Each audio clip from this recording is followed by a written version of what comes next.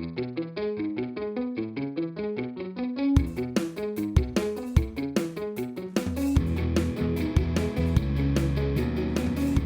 to this episode of Author Eke. I'm Travis Davis, your host. Tell us your story. Hey, everybody. Welcome back to Author Eke. Today, I've got Mark James, and he's going to talk about his books. We kind of write similar type books. I don't do too much dystopian. I think I live in that already. And he does more political thrillers, but I'm going to let him go ahead and introduce himself. We do publish by the same author, Defiance Press. And so I'll let him introduce himself, and we're going to kind of take it from there. If anybody who's seen my podcast, it's not rehearsed, no script. We'll take whatever interests us to talk about. So, Mark, take it away. Well, thank you for having me. I'm Mark James. This is my new book, Friendship Games. So that's where I'll plug that real quick. Awesome. Plug it again. Yeah. So I guess I'll give you real quick my background. I'm originally from Baltimore, Maryland. There's the Maryland flag, the obligatory Maryland flag. And I moved around a lot as a kid. My stepdad was a car mechanic, had a garage in Baltimore City. My mom worked for Ford Motor Credit, so was mostly a secretary. They had a dream to move to Florida. So when they got married, I was probably like 5 or 6 when they got married. And so he left the gas station to one of his brothers, and we moved to Tampa, Florida. And opened a transmission shop eventually. That was kind of a boom and bust. Right. And then his brother apparently in Baltimore thought he could handle the books himself, and they got a little bit of trouble with the IRS apparently. So we had to move around. Should have changed your name. You should have changed your name. Right, didn't do that. Right, we should have. Right, yeah. But ended up moving back to Maryland eventually. I moved around, like I said, moved around a lot. And then when I graduated high school, I joined the Navy and did that for 6 years. I was stationed in Hawaii, so that was nice. In a P3 squadron, so I was a supply guy. And then from there, we deployed to Japan, Guam, the Aleutian Islands, up in Alaska. So then after that, I used a GI Bill, went to college, and I'm still there. So this is my office. Excellent. I'm a geographer, so I teach geography mostly. Yeah. Oh, interesting. I love that. I mean, that's something that really, I was a scout in the Army, so I really interests me in topology and topographical stuff. Yeah. And my son was a geospatial guy. Oh, right. So there you go. Wow. Yeah. So it's it's a thing when I was in the Army, I went to the University of Maryland for a little bit. Cool. Okay. A remote type thing. Yeah. So it was the kind of connection. My mom's from Baltimore. Okay. So I went to Towson in Baltimore, and then from there, other places. Alabama for my master's, and taught at Texas A&M for a year. That was fun. Really? Okay. Yeah, that was really cool. Got a friend of mine who went there to get his doctorate in military history. Neat. Years ago. Oh, yeah, right. From the Army. Yeah. So how many books do you have? I have 2 now. So the first one was Alta Road, which I can grab real quick. I'll show you. Heck yeah. Plug away, man. This is what it's all about. Alta Road. Sorry, there we go. That's the first book. And then it's a sequel, but it's going to be read separately. It's Friendship Games. And I did that on purpose. I didn't want them to be completely right. I wanted to be able to be read separately. And that's difficult, right? Because how much do you reintroduce the characters in subsequent books? Right? Yes. You don't want to do the same thing all in the first book. You want to be able to, put it together because you want people to go back and learn about the characters from the origination of the characters. Right. But actually what I did, so I only have a limited number of characters that carry over. So I actually switched to a whole other group of people with these other characters that are there, but they're not main characters in the first book. Okay. If that makes sense. And so, and they, even in this one, they're not necessarily main characters either, but I mean, it's the president's still the same, and the vice president, all that. So, but the main characters have shifted. So the first book, Alta Road. So I have this idea of where I want to go eventually. So, I guess I should give you why I'm kind of ready when I'm writing. Yes. So you and I are children of the Cold War, and the Cold War ended in 1991, and it was, Mhm. I mean, I grew up with the East Germany and a West Germany and the I Iron used to guard Curtain, all the that. East-West German border. That was my job in the army. I used to That's guard amazing. that. Wow. Yeah, Yeah. Wow, that's great. That's pretty cool. yeah. So when the Cold War ended, it was kind of a shock, a Mhm. really good one, a good shock, Mhm. to be sure. And America was left as kind of the main superpower, the only superpower in the world at the time.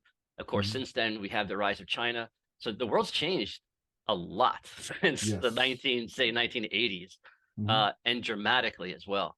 So one of the Right. things that I think, uh, and I guess because one of the things that led me into geography as well, uh, just the idea of changing borders is something Mhm. that fascinates me.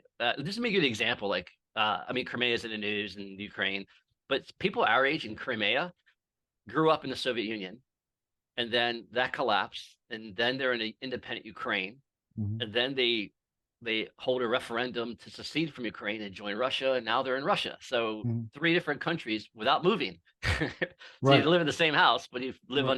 live in three different countries.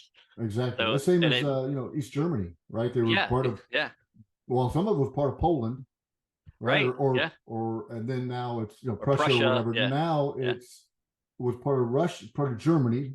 Then yep, it became part of the East Bloc, East Germany. yeah, Then it became over back into Western Germany. Same with Czechoslovakia, yeah, yeah. Rhineland, all this. The Then of change of course people, the change the of borders, breakup. not the change of people. Right. And then there's Yugoslavia, right? The breakup of Exactly. Yugoslavia. And so of course the wars that happened there as well. But Yeah. that just fascinates me how Mhm. borders can change. I mean, that's the story of mankind, of course, but Right. we're just kind of taught that borders are static and they stay that way forever. Mhm. But obviously they don't. Anyone who has a just a rudimentary understanding of history in Yes. Europe, Yep. the historical atlases and the like, could see Oh how yeah. rapidly borders change. And so we've seen several new countries in our lifetime. I mean, the most Mhm. recent is South Sudan. So, and there's a bunch of other states out there that are de facto independent. Mhm. Abkhazia, South Ossetia, places like that. Mhm. Kurdistan in northern Iraq. So they're not necessarily officially recognized, but they exist and Mhm. they're basically they independent. There's Somaliland in northern Right. Somalia that's thriving as an independent country that nobody Yep. recognizes. Yeah, there's a lot so so that that's pop what up. yeah. So that's what kind of so that I guess that just I'm trying to explore those Mhm. themes as I Oh, go cool. forward, and so with Alter Road, um, so Alter Road really is about I wanted to bring home some things that happen overseas, conflicts, Mhm. internecine conflicts for one, kind of economic and social breakdown, Mhm. refugee crises, things like that. And so Alta Road is in Detroit, based in Detroit, and Detroit, if anyone knows, has ever been to Detroit, it's like Roman ruins, the whole city, but these are Mhm. industrial ruins. So the Well, city they've got itself these is, old manufacturing, the car assembly lines oh are yeah, huge, but they're empty. totally It's empty. just Yeah, beautiful brick yeah, buildings and they're empty. yeah. Many houses, Yeah. even downtown's got skyscrapers that are completely empty now. So it's kind of a dystopian landscape, I think. Mhm. And so I wanted to, Nothing so to we get had, Detroit people. Nothing right, against exactly. Detroit. Nothing against Detroit. Detroit's actually, Pretty cool yeah, city. it is a cool city.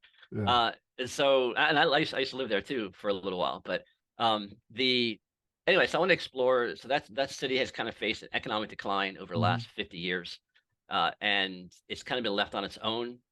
People have to leave to find jobs in many cases, so it's half the population that it once was. That's why you Mhm. have so many abandoned factories and houses and things like that. And so I wanted to explore take that further. So it's kind of like a non it's in the near future, right? Mhm. In a sense. And so I wanted to just wanted to carry it forward to like a social breakdown. So the city in this book is faced with budget crises and things like that. So its police force has been halved and all that kind of Mhm. stuff. There's a company. I actually do economic geography. It's kind of my forte as an Mhm. academic. So I kind of brought some of that in. And in this book, the power company, the Great Lakes Energy Enterprises, or they routinely shut off power. And I kind of took this from like the water situation in Flint, Mhm. Michigan, that took place a few years ago.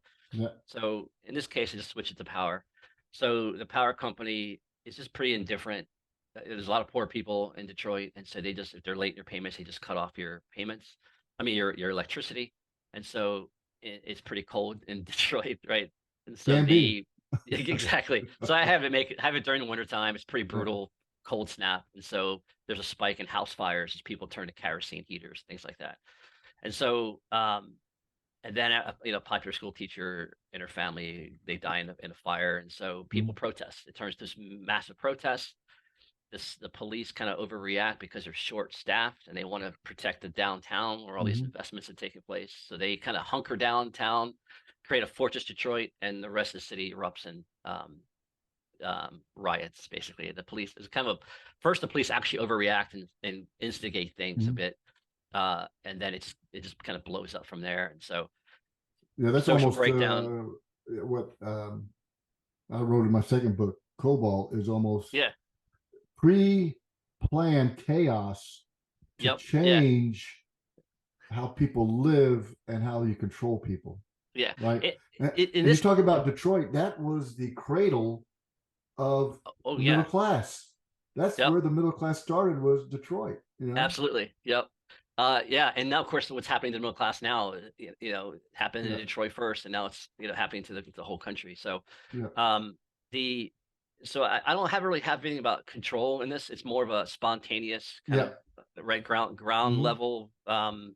Just people are their lives are at stake at this point. They're freezing. Yeah, Poverty is violence, so yeah. they fight back in this book, and so the rest of the state, Michigan, has to focus on trying to restoring order in Detroit. So militias then step up But only and this part of Michigan. This part of Michigan's probably yeah. other. Yeah, but resource had to be brought in, Yeah. right? So police and the light come Oh in, and yeah, yeah. so yeah, so I have that, and so the National Guard gets called in, but the main this I of course I do research. The main rally point for the rapid reaction force of the Mm-hmm. Michigan National Guard is the Olympia Armory in downtown Detroit, which is at the Oh. heart of this Uh-oh. uprising. So they can't get there, and All so right. they're kind of caught ineffectual, and so that's why the riots is kind of it just builds and builds, and so they actually have to call in the army, the active duty army, Okay. to put down. And then so in the book I have a with this going on in the army in town, a couple of gangs are trying to use the lack of police Mm-hmm. to attack the other, to take over their territory. And Oh yeah. yeah, so it turns into a little bit of that. And then meanwhile, you have this flood of people fleeing Detroit into Windsor, Canada. Um, and Not a then it bad ends. place. Yeah, exactly right. And then it ends with kind of the start of friendship games, which completely shifts to the Middle Okay. East. So I wanted to talk Ah. about the domestic kind of Mm-hmm. America is facing partisanship and things like that Yep. domestically, and and then something erupts overseas. That's what So, the so you friendship brought up games. something interesting Yeah. a second ago. I don't I don't know if everybody or a lot of people understand the amount of research that goes into a fiction book, Yeah. right? I mean, you know that from a nonfiction because it has to be historically correct and you know not too many deviations or whatever. A lot of research, but from a fictional perspective, how much time a writer spends on making something that when you read it, you want to think that it's nonfiction, right? You want to think Yes. that it's Yeah. true or that it could be, and that's what you would do. Like when I look at things, I say, if I had this job, this is how I would want it to work, right? This is the Yes. information that I would want to be able to glean to be able to do a better job. Or when I'm writing a book now, it's got the Gerald R. Ford super Mhm. carrier in it. So I'm doing a lot of research on that because I've never been in the Navy. I was in the Yeah. Army, mess hall and on a galley. I mean, holy cow, you know. So, so how much research what do you think from a time perspective? Like, how long does it take you normally to write a book? And out of that, what do you think is just research? Yeah. So I would say I would say research probably takes up the majority of time, right? Mm-hmm. Because I mean, I start with an I so I kind of Do you start with a outline? and I do outline, yeah, Okay. I absolutely, and I Okay. have I haven't a general, at least with Alter Road and Friendship Games, I had an ending sort of in mind, Yes. and so I would piece to get. So I had to work there to get there. But as the story unfolds, Mhm. that yeah, it's about the research that goes into. So funny, Gerald R. Ford in your new book, my Friendship Game starts with a Gerald R. Ford class aircraft carrier Oh wow. sinking and blowing up and sinking in the Persian Gulf. Oh my So goodness. the George W. Bush, of course, which doesn't exist yet. Right. Right. So there's some symbolism in that too. But Yeah. so that kicks off Friendship Games. But yeah, I would say the majority of my time is research. I mean, I have to.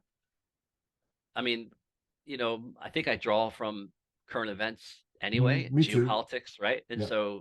uh, so some of the research is kind of osmosis, right? Hmm. Reading the news every day and just kind Yeah. of being aware of things like that. But no, I got to go back and like, or I'll take an event that happened and I'll try and bring it in to this, story Hmm.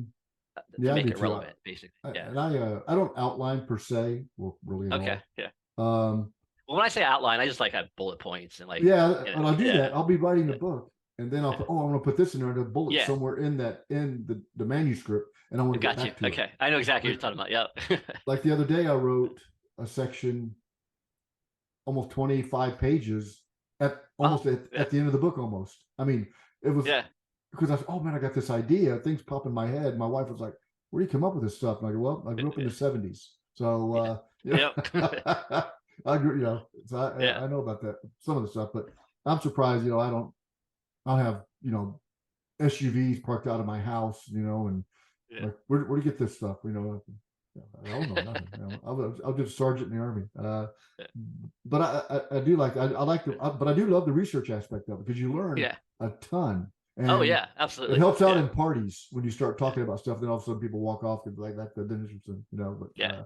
it does that. So you got your first book, now you got your second. Yeah. Are you working on the third? I am. I have an general outline. This one, I don't know where it's going to go yet. I mean, again, I have a general idea of Mm-hmm. even the ending in this one, I don't have it quite Okay. formulated just yet. So this is going to take me a little longer, I think, but I'm going to Uh, hopefully have it done by next year. Yeah. I've got to get the beginning right. Right. I've got to get Okay. Yeah. like this one I'm writing. I've written 5 beginnings, Yep. and finally got the one that's solidified to be able to continue writing. And I'll go on a spurt where I'll Wow. just right away, right, Yeah. right, right, See, I'm right, the right. opposite. I got to get the Yeah. ending, and the ending Oh, to me kind of creates the beginning. Yeah. but I've created like different endings for my books that I could put in other books Oh, because right. Yeah. Okay. I use Yeah. some of the same main characters in the books, but because I've already written, I go, well, can I use this? But I don't know. To me, like killing off a character is like, oh, I don't really want to do this. I mean, I'm gonna have to go to the Yeah. funeral. I mean, all this stuff, Yeah. right? But that's Uh, it's interesting when you do that. yeah. So funny you mentioned that. So in Alta Road, I kill off a lot of people, but I read Stephen King's book on writing, Mm-hmm. and he has a whole section on he said like a famous quote by him is "kill your darlings." Right. So that's his like mantra, just kill your darlings because it's because you get too Attached. involved with attached to them, Yeah. yeah, Yeah. and then it prevents you from letting the story kind of tell itself in some cases. So you just kill them, yeah. So yeah, so I don't want to give away any, but there's some characters in this book that Awesome. I grew attached to, and even I was like, oh my gosh, I had one character who was going to be like the main protagonist, Uh-huh. and at some point I was like, he's got to go. And the Yeah. scenes came together. It's a shocking scene. I'm like, oh my gosh, that's good. Sorry. I'm like a cartoon. I got the little angel on Yeah, one shoulder and I got the devil yeah, on the other, and I'm like, well, okay, what am I going to do? And yeah, I haven't completely decided yet, but I do have an ending if I do yeah. already written And for you another mentioned book. something else too, like the funerals and things like that. Yeah. So I kind of explored that a bit with again the first book, Alter Road, Mm-hmm. where these are Americans, right? And so Yeah.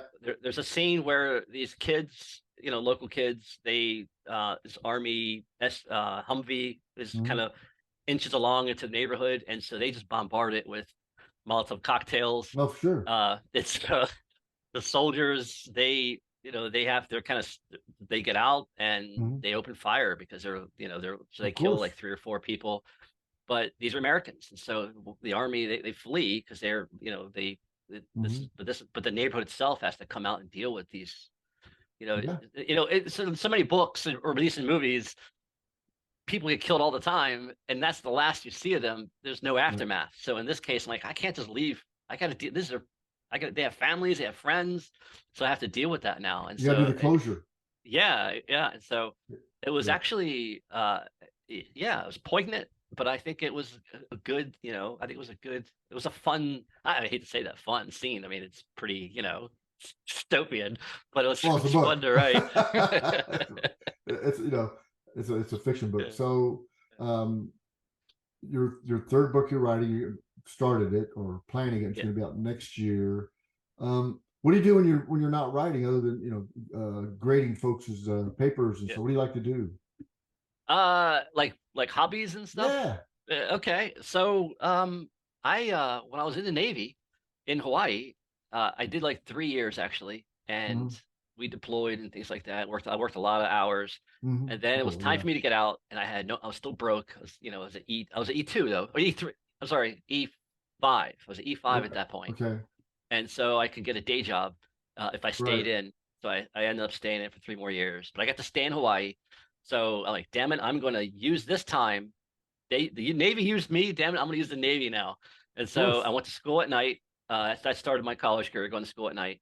I earned an associate degree actually in that 3 year Mm-hmm. period, and I learned surfing when I was there. Oh So I had to, wow. yeah. So I picked up surfing, and I still do that now. It's one of my fun things to do here on the Here I'm on the eastern shore of Maryland, Mm-hmm. so I surf in Maryland, Delaware. I mean, I'm not like these kids that shred and all that. Right. I just a big board, long board, and if I catch a ride, I just hunker down and ride the wave. So I do that. I run if I can't surf, and Mhm. um, yeah, that's pretty much it. I So mean, yeah, outdoors, yeah, you start to stay active, right? I mean, that's important. yeah, I, exactly. I find that like I like to walk in the morning, right? Okay, yeah, And I'll do a few miles or whatever, and I'll get back. And I live in Texas, so 90% of the time you can sit outside. Whether it's yeah. the little jacket or whatever, but you can sit outside. So I got a beautiful backyard. I go back there and sit, and that's when I like to write. Is after Okay, yeah, the yeah. walk because what I do during that walk is I think of things, Oh and yeah. I can write listening to music. So I write listening to music, Okay. and so I write. I'll write. I'll sit down. I'll maybe an hour, 45 minutes, or whatever, and write. But then in the rest of the day, I'll do some stuff. I kind of retired in August. Um, got Congratulations. bored and I got bored in January. So my wife says, "You got to find something to do." She works for the local school district here in Allen. So I said, "You know what? I don't want to work full time at all. I mean, I don't need to. Why would I?" So I was like, "Oh, I'll be a bus monitor." So I'm a bus monitor on a special needs bus Oh, for okay. kids. Yeah, So that's in the morning and afternoon, but it gives me time to get back. I do my walk, right? Got the afternoon, so yeah, it allows for my schedule, but I'm hanging out with some pretty cool kids that they will just, they'll make you laugh. I mean, they'll do some yeah. things. You're like, that is hilarious. How do you come up with this stuff? Right. So it's interesting. So that's what I do. But I like to stay in shape. I like to exercise. Because if you don't Yeah, work your same here. mind, Yeah, it's going to be yeah. toast by the time you're Oh, 70 or so something. I also, if like surfing is only, I'm lucky to get 60 Yeah. days in or 50 Oh days yeah. in a year. So if I'm not doing that, I'll run. And I run 4 to 5 miles, and that's what I think. I don't Oh, like that's wearing yeah. I don't wear earphones. I run Hmm. outside. I don't want to get run over. That's why I don't wear earphones. Yeah. But but I think when I run, and that's where my ideas come from.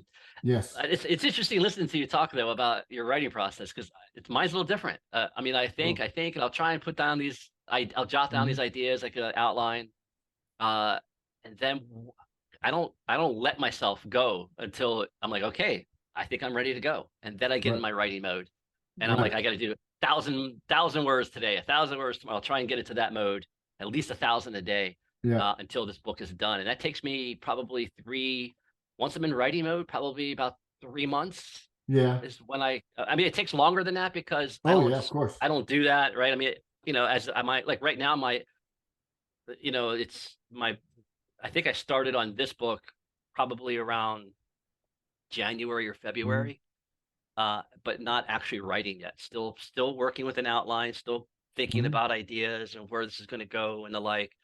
I'm hoping to start.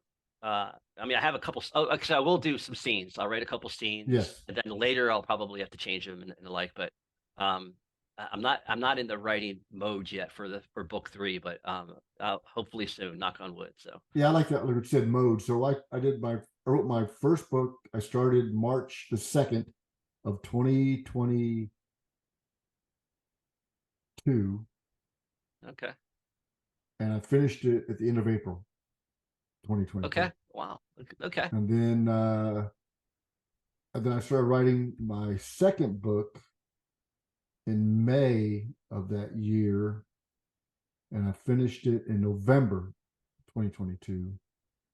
And then I started this one a couple times, a few times, and I really hunkered down in like April, May, and okay, where I'm at. And I wrote 5 pages yesterday, nice, but yeah, it's interesting because when you talk to writers, it's not all about the writing, right? yeah, It's yeah, about not only are you writing a book, but you're marketing a book already that you've written.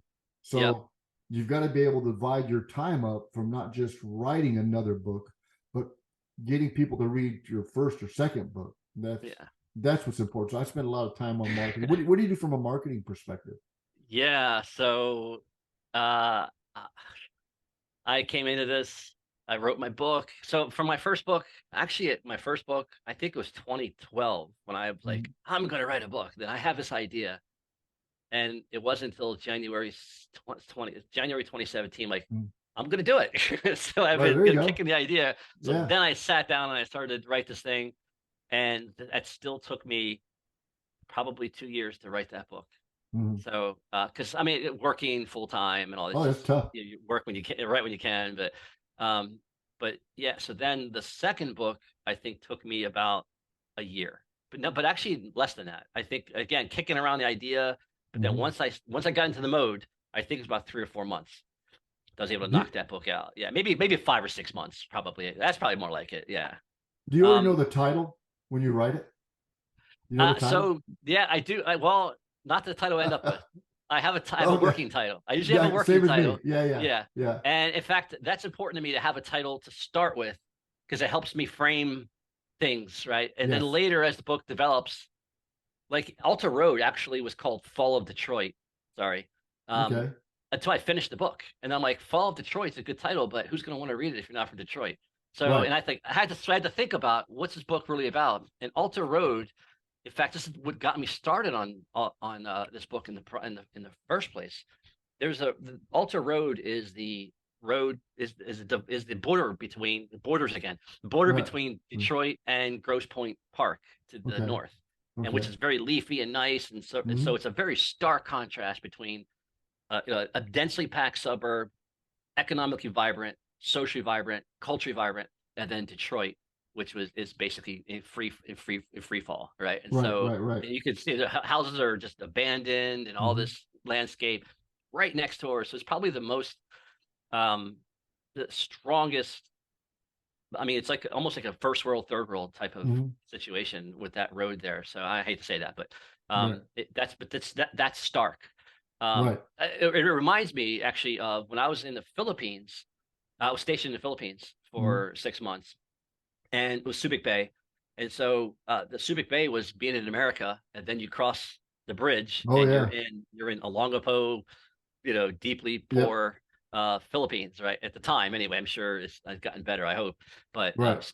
shanty towns and things like that just across the river there. So it's not quite that bad. Sorry, Right. Right. Right. across the road, but Right. but it's pretty stark anyway Uh-huh. for America. So that's when, like, okay, that's what this book is about, and so that Okay. became the title. The second book was I had the title Red Glare, which is Hmm. kind of I don't know, I guess a good name for a you know political thriller or Hmm. geopolitical war book. But just as the book kind of was coming together, like this came right out of the pages. There's a basically a international friendship games is held between Iraq and Iran, and that kind of used as a ruse for bad things. Oh yeah, Yeah. I actually, I Yeah. can see that if certain factions become into power, Yeah. right, in So Iraq. yeah, so what I guess I'll talk about this guy a little bit because Yeah. Blaine Pardoe, I don't know if you know Blaine. Yes, I do. He has a podcast too, and we talked about friendship games. And he interviewed me for Alter Road, and he lived in Detroit for many years, so he liked that. But then when he read this one, he's basically telling people, forget Alter Road, start with this guy because it's just it starts off, it's just much fast paced. And Alter Road was my first novel, and so I'm an academic, so I think it's a little, it reads more academic, I think. Right. So, so I think people have a hard time getting into that, unfortunately. But Okay. so this one, so I learned a lot of what not to do with Alter Road. Still a good book. I mean, if you want to, Oh yeah. but it might be better start with friendship games and then go back if you're so inclined, right? Okay. But when it comes to marketing, that was not something I was prepared to do. It's So tough. when the book came out, I'm like, all right, and crickets. Yeah, I mean, So it's important. yeah, It's crazy. yeah, I started the podcast because I didn't know what I was doing, and I yeah, thought, well, yeah. why not talk to people that have done it, and then Good, I yeah, maybe can help somebody that wants to do it and doesn't know, about writing books, because every time I talk to an author, I learn something, right? yeah. And I said, okay, now how to get that out, or um, you you give you can give it some advice at the Yeah, same time. I did not. I mean, I just didn't realize that it really falls on the author to get their book out and get, Mm. I just thought that was what publishers do, but apparently not. And that's true for, I Maybe mean, and some, apparently, but and it also, and depends. same for Yeah, literary agents. I mean, they do, like Defiance Press does, right. but I mean, they're, I mean, it's not a national or, I mean, it's not, Yeah, yeah. it's still, I don't think it matters who your publisher is. You still got to put the legwork in to get your You've book got to get marketed, get known it and out get there. you got to Yeah. get reviews. Yeah. You got to get from reviews of people that maybe Yep. in the business, or uh, So celebrities or whatever. I did nothing with Alta Road. I really didn't. Uh-huh. I was lucky to sell some books. I think of maybe, I mean, I don't want, I think about 50, maybe, Uh-huh. I mean, over the couple years, maybe Yeah, 100. right. So that was, that I'm okay with that. But friendship games, uh, when I finished, I'm like, this is good, damn it. I need I'm to gonna get really it get, out. I'm I gonna need to get it get out. this guy out there. Yeah. So I'm doing my best this time. I sent copies. I'm like, how do I do this? And I Right. explored, I did a little bit of research, and I'm doing what I can. Right. Um, so one of the things I did, and nothing's come of this yet, but maybe it will. Hopefully, it will. Like you mentioned, celebrities. So I looked up like people that are experts in Iran, like Mm-hmm. think tanks and things like that, Yep. or geopolitics. Mm-hmm. So not like Fareed Zakaria, the top names, right? Right. Because Right. Right. they're not gonna. Yeah, they're busy. They're not gonna. Right. Exactly.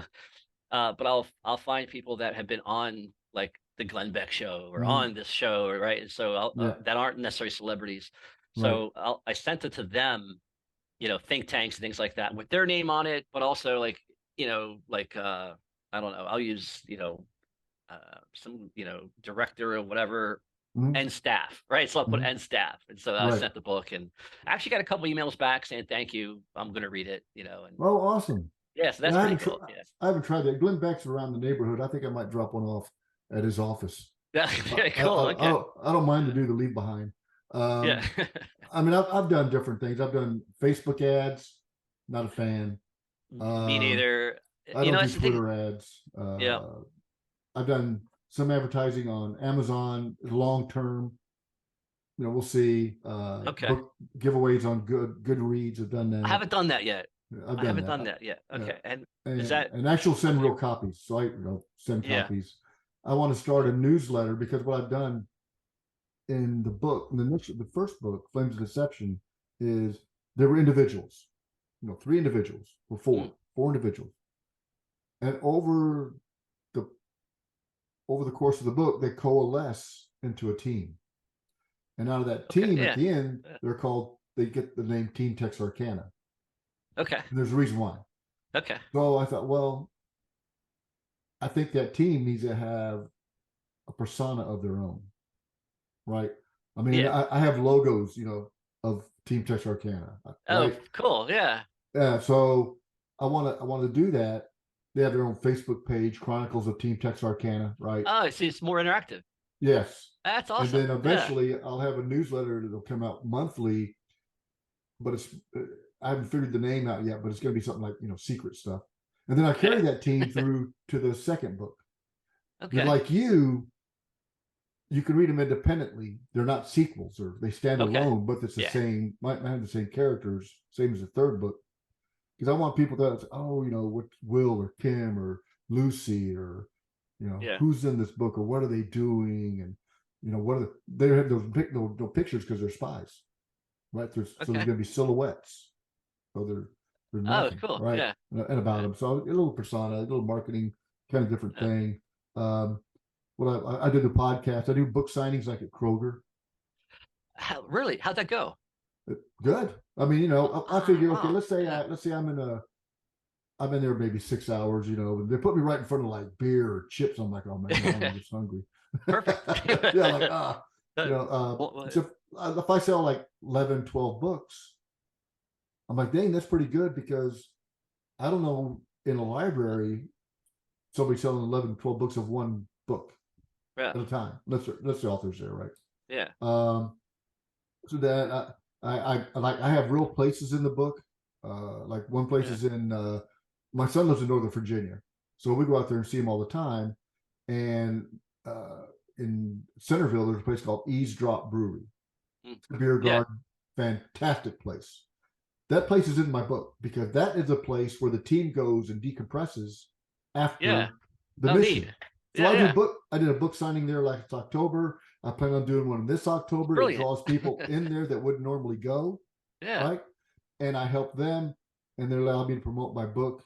So yeah, I tried different things. I do like TikTok, like I take my books everywhere. And what I'll do is I'll put them somewhere and take a picture and say, where am I? Or all right. I'll have product placement. I'll do a video of grilling, but I'll do product placement for the books. I'm not talking about the book. Right? Yeah. It's all these things that I want to try to subliminally, somebody buy it, whether it works. Yeah. I don't know. Well, we have a Barnes and Noble not too far from here, and all my friends like, you got to go there too. I don't, is that you can. What you need to do is go in there, talk to the manager. Okay. Your book has to be available online, or they can order it. I'm sure they can. Defiance Press can. They can order it. It's on their website even. Yeah. So and they'll give you probably the name of a marketing somebody somewhere, right? I think they're out of Michigan, and you can book it and do an author signing there. I'm going. So that's possible. So Friendship Games is new. It just came out. Right. End of beginning of March. So and I'm an academic, so summers are my time to do this. So I'm definitely going to do that. Reach out to them. I mean, I'm definitely going to. Local library. Go to local library. We have a good one here. Yeah. Where I live, they have authors on stage. So I went up there. Yeah. I mean, I booked it like 6 months in advance, but I went on stage and I talked about my books, and they recorded it. Now it's on YouTube. Okay. So I put it part of my channel. People go out and look at it. Okay. Anything you're giving me ideas. Yeah. Well, thank you. Hopefully they all work. Because I believe it's, they have, hashtag writer community. Yeah. Okay. Yeah. Right. Yeah. I've seen. Yeah. And I am active on Twitter, and I also have a nice website. So I'll write a blog. It has a blog too, and I do notice my visiting, is high. So I am selling more of Friendship Games than I did of Alter Road, and it's but it's not it's here and there, right? So I think that's what I found out is very successful authors, unless you know them, good luck. They're not gonna, yeah. you know. That I think that's true. Yeah, That's a and so bummer. that kind of brought me to a point where, like, after Off the Road was met with crickets, like I'm already starting on this one. Do I and I like I do I want to do this? Hell yes. This takes a lot. Yeah. Hell So I'm like, yes. well, I write for me. I write for myself. Right. Yeah, I do So too. I'm an audience of one. Is if I is Right. so and I imagine there are people like me that like the stuff I like, and so maybe they'll find it. And yeah. So and I think I have, I don't know, as a geography, big picture Mhm. guy, I think I have a perspective that I don't know, people might find interesting. I hope. Again, knock Yeah, on I wood. Yeah. when I do research for my book, I actually go on, maps and Yeah, yeah, Google Earth and oh yeah, the highway coming out of yeah, Azerbaijan into Iran, right? oh yeah, Where yeah, is the border town? yeah, All of it's real. yes, yeah. I do the You same thing. can look Yeah, at this yeah, because yeah, to me, when I read a book, but the stories are like they're fiction. I have to tell people yeah, they're fiction. yeah. They start freaking out. Oh yeah, Um, same here. Same here. like, is this real? I go, no. Yeah, relax. You're right. You're all right. All right. Well, Garn, I mean it. What? Talk about friendship games a little bit, and Okay, we'll kind of close it out. But go ahead and okay, put yeah. it So back up there. friendship, This is all about yeah. you Uh, selling your books. I appreciate that. So there's Yeah, friendship games. I like the So cover. friendship. Thank you. Friendship games is it kind of so the again the first book was about this kind of Mm-hmm. insurrection in Detroit, and and in the middle of that there's an aircraft carrier that blows up and sinks in the Persian Gulf, and so Okay. everything shifts up to that to there, right? So it begins with an explosion of an aircraft carrier off the coast of Bahrain in the middle of the Persian Gulf.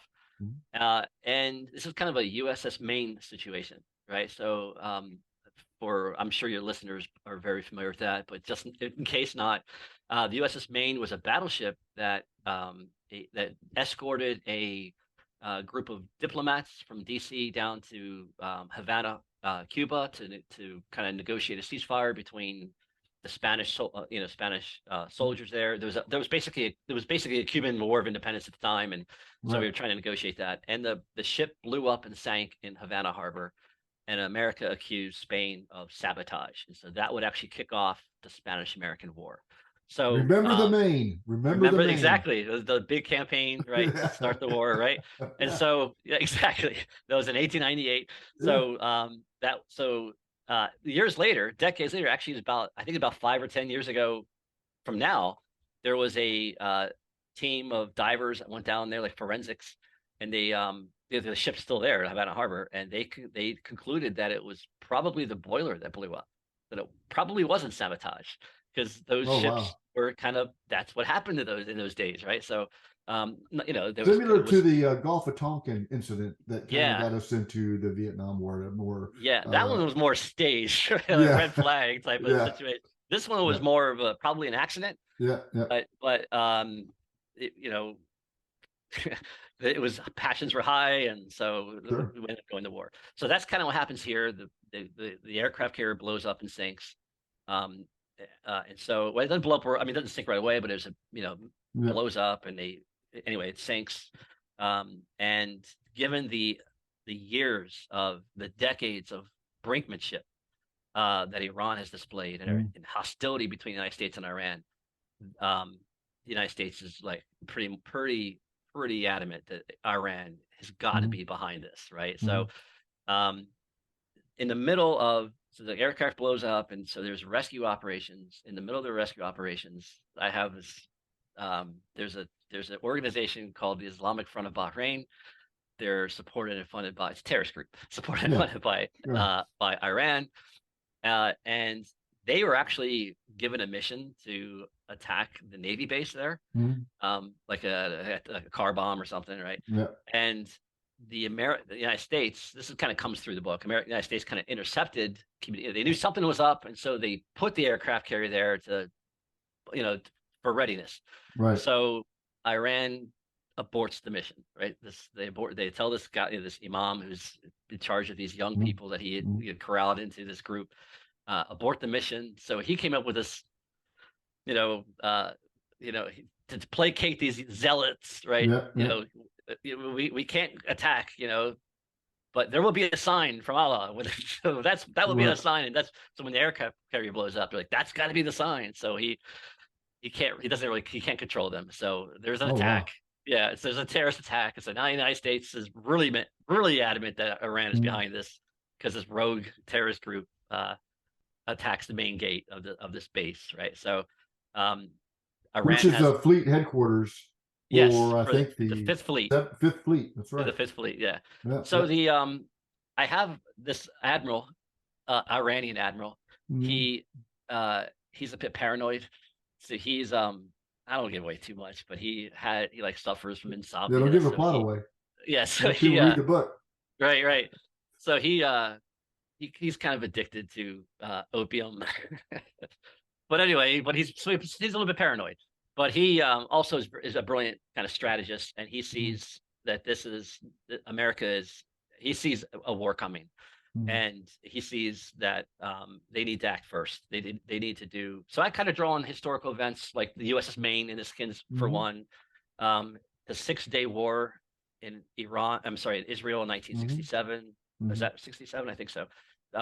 In which they got wind of an impending attack by the Arab neighbors, They Syria and Egypt, annihilated. especially. They Yeah, annihilated so they did them. a preemptive strike, and Yeah. exactly, and so that's what Iran does in this case. They basically the idea is they want to deny the space Mm-hmm. for America.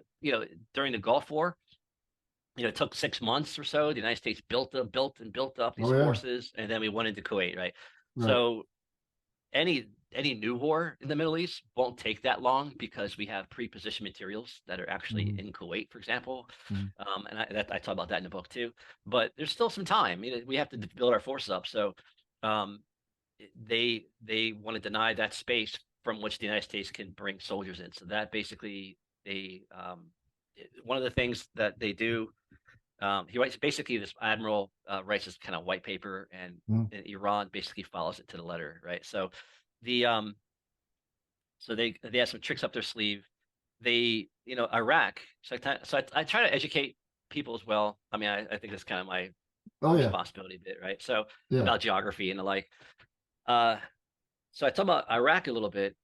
Iraq, and I talk about how if you look at a map, there's Iraq. I mean, it's got borders, neat lines, and there's Baghdad, and there's cities, but Iraq really is three different countries on the ground And the reason in it's reality. won, the reason it's won, is Yep. because when Britain Yep. went in there, they put all, just like in Yugoslavia, Tito went Yep. in there and put all these Brought them. people Yeah. together under force. And when he was Yep. gone, religious Yeah. religion took over, and that's why it broke in. And you had the Balkan Yep. Wars and everything. Yep. Same And I with and I the and I Middle talk East. Same about with this. Africa. Yep. And I talk about that in friendship games. I kind of lay out, and very brief and to the point. So it's not I'm not preaching or anything, but there is I talk about that because yeah, Iraq is kind of a remnant of the British Empire. I mean, they Yeah. never really controlled Iraq, Right. but they did The like you influence. they did exactly. So they did carve out Kuwait, right? So that was a British protectorate. Um, so Iraq really is Kurdistan to the north. They've been de facto independent pretty much since the first Gulf Mm-hmm. War. There's the Sunnis, Sunni Arabs, which Mm-hmm. is mostly Baghdad and West, and then Mm-hmm. there's the Shia Arabs, which Iran is the cultural heart of the Shia Arabs, and that's Right. Basra in the south, and also the southern half of Baghdad. So Mm-hmm. um, in the book, the governor of Basra is basically kind of corralled into Tehran. They agreed to have a friendship games, so of soccer players and athletes Right. and the Right. like, amateur and professional. There's actually a bridge, a very nice bridge that is called the Friendship Mm-hmm. Bridge, right? That is in bag that doesn't exist, but it's in the book, right? Right. And so actually, anyway, so they're going to celebrate the opening of this bridge, and this is kind of like a little green man situation, like in Ukraine. Mm-hmm. I don't know if you're familiar with that. So in Crimea, Russia sent in special forces without uniforms and insignia, and so they Mm-hmm. they pretended to be local insurgents, right? Yeah. So Iran kind of does that with the governor of Iraq or of Basra. He's in Approval. their pocket. Yeah, right.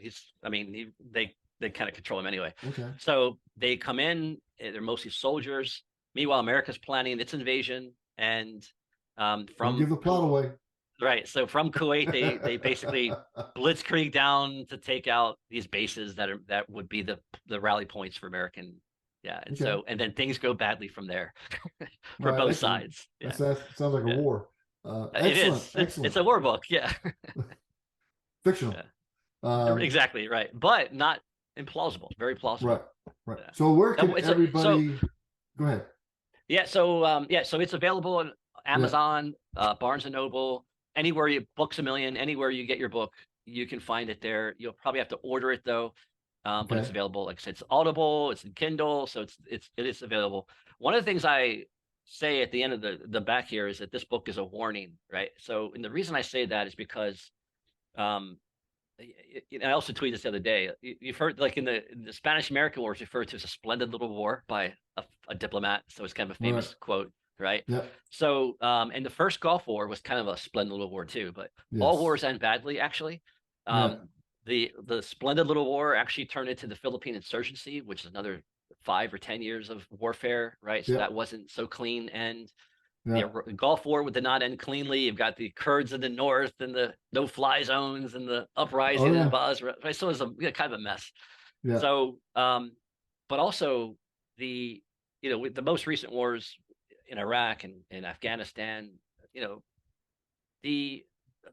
think those kinds of wars might be in the past because of the proliferation of technology and weapons. So on my cover are missiles, right? So North Korea has the capability to reach the United States with ballistic missiles. There's the proliferation of that. So I know Iran's interested in buying things like that. They are on the verge of possibly creating a nuclear weapons. So they have missile technology too in Israel. I'm sorry, in Israel, but Iran. Oh, of course. So so I don't think we can get into a war with a country like Iran today without there actually being, without us actually being impacted here in CONUS, right, in the homeland. Oh yeah. In America. That's probably true. They got it's when you look at capabilities, right? Yeah. Manned, unmanned. Drones. Space based. That's right. Yes. Subsurface based. Everything. So what's your website? Twitter, LinkedIn, all that stuff. So I have a website, markjamesauthor.com or authormarkjames.com. So they'll lead you to the same place. Right. My Twitter account is author Mark James. Or Mark James Author. It's one of those. Okay. My Facebook is Mark James Author. I think it's Mark James Author. Yeah. So Mark James Author is my Twitter account. Mark James Author on Facebook. Mark James Author on Threads now as well. So I have pretty active Mark James Author on Instagram and Mark James at LinkedIn. So I'm always different. Yeah. So and I'm pretty active in most of those. Yeah. Feel free to contact me as well. Shoot me an email. So Mark James author@gmail.com as well. Feel free to leave comments and the like. Okay. Yeah, I love interacting with people and readers and the like. Yeah, I like to talk to people who read the book and hear their perspective on it. Yeah, I'll take even critiques. Even that's fine too. Well, it is what it is. Yeah, exactly. Right. Well, it's been great, Mark, talking to you. I appreciate it. Thank you. Check out his books, both of them. Don't have to read in order, but you might want to read the second to figure out. Now the first steps can be curiosity. Yeah, I recommend. Exactly. I do recommend. I mean, the Alter is fine. It's especially if you're an academic, you might want to start with that. But Friendship Games, I think, is more. It's more of a kicks off with a bang, and it's fast paced. It's an action, pretty much nonstop. It was a really, really fun book to write. Actually, I got to say. Once I got going, it's like I can't stop. This is So it was just a fun book. Yeah, that's what I recommend to folks, anyways. Well, great. It's been great meeting and talking to you. Yeah, same here. I appreciate you inviting me on, and I appreciate it. Nice to meet you. Yeah. So thanks for being on Author Ecke. I appreciate it. Absolutely. Thank you very much. Thanks. Right, take care. Bye. Thank you for listening to Author Ecke. There'll be another episode next week. Please stop by and start your own story. We can't wait to hear it.